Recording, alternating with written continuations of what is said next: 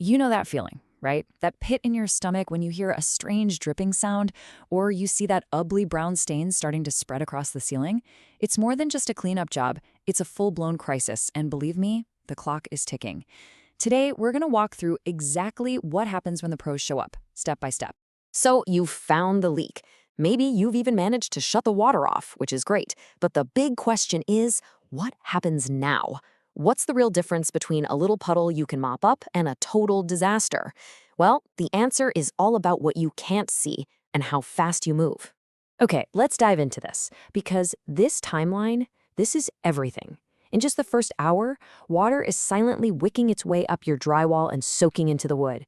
Hit the 24-hour mark, and in the right conditions, mold starts to grow. And by 48 hours, that water is literally weakening the structure of your home. Speed isn't just a good idea, it's absolutely critical. So let's talk about the real enemy here, because it's not that puddle you see on the floor. The visible water is just the tip of the iceberg. The real, lasting damage is happening completely out of sight.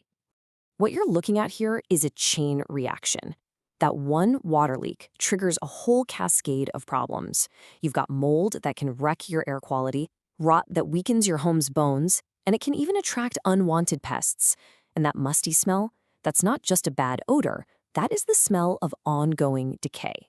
I'm bringing this number back because if you remember one thing from this first part, this is it. Professionals are in a dead sprint against this 24 to 48-hour clock. Getting things under control inside this window can mean the difference between a straightforward drying job and a massive, expensive mold remediation project. You know, to a pro, water isn't just water. They classify it. A broken water pipe under your kitchen sink? That's Category 1, clean water. But a toilet overflow or a sewer backup? That's Category 3, or black water. And it's no joke. It's teeming with bacteria and contaminants and requires a completely different level of safety gear and procedures. It's a huge distinction that changes the entire game plan. Okay, so what's the first move when the pros arrive? Well, it's not about fixing anything. The first phase is all about stopping the bleeding. And in the industry, this is called mitigation. Think of mitigation as the emergency room for your house. The goal is super simple. Stabilize the patient. Get the standing water out, tear out any materials that are too soaked to be saved, and just get the situation under control. The actual rebuilding, that comes way, way later. And they bring in the heavy artillery to do it. We're talking about huge truck-mounted extractors that can pull gallons and gallons of water out in minutes. But honestly, the coolest tools are the ones that let them basically see through walls. Infrared cameras and moisture meters that show exactly where the water is hiding. All right, once all that standing water is gone, the job is far from over. In fact, this is where the real science begins. This stage isn't about making things feel dry. It's about proving, with data, that all that hidden moisture is gone for good. So the drying process is basically this amazing three-pronged attack. First, they set up dozens of these giant air movers to get the air flowing and encourage the trapped water to evaporate into the air. Then, huge industrial dehumidifiers come in and literally suck that moisture right out of the air. It's a powerful cycle that they monitor every single day with those moisture meters. Now, this whole process isn't just some random guesswork. It's all governed by a very strict set of rules called the IICRC S500 standard. Think of it as the industry's official playbook. It tells technicians exactly what the moisture level of a piece of drywall or a wood stud should be before they can call it dry. This is what ensures the job is done right, and frankly, it's what your insurance company demands to see. On average, you can expect the drying to take about 3 to 5 days. And this is where you just have to be patient. I know it feels like all this noisy equipment is in your house forever, but trying to rush this step, that is the #1 reason people discover a massive mold problem a few months down the road. You really have to trust the science and let the meters tell you when the job is done.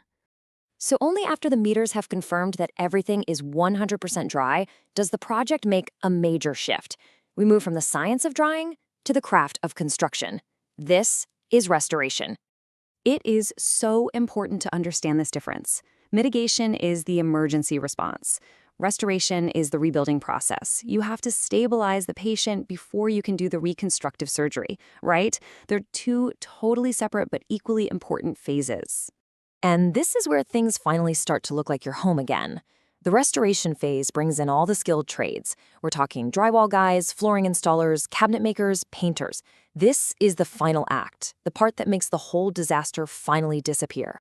Of course, all this high-tech equipment, the science, the skilled labor, it all comes with a price tag. So let's get down to brass tacks and tackle the one question that's probably on your mind. Yeah, that's the multi-thousand-dollar question, isn't it? Well, the answer depends on a handful of key things, and it all starts with how the damage happened in the first place. The final cost isn't just some flat rate. It's calculated based on several factors. How big is the affected area? What category of water was it? Remember, that black water cleanup is way more intense. And even what kind of materials got wet matters. Trying to save a beautiful hardwood floor, for example, is a much more delicate and costly process than just drying out a concrete basement floor. And here's a really critical point about insurance that trips a lot of people up. Your standard homeowner's policy is designed to cover sudden and accidental events. Think a pipe that bursts or a washing machine hose that just lets go. What it typically does not cover is damage from slow, gradual leaks that could have been prevented with maintenance. And floods from storms or rising rivers, that's a whole different thing that requires a separate flood insurance policy. But here's the good news. A huge part of a professional restoration company's service is to handle all this for you. They speak the language of insurance. They provide the endless photos, the detailed moisture logs, the itemized estimates, basically all the proof the adjuster needs to approve your claim. And let me tell you, that takes a massive weight off your shoulders. So from that initial shock of finding a leak all the way to that final coat of paint, that's the professional playbook for handling water damage. It's a fascinating process that's all about speed, science, and strict standards. And I guess the real question it leaves us with isn't just what to do when disaster strikes, but what can we do to be better prepared before it ever does?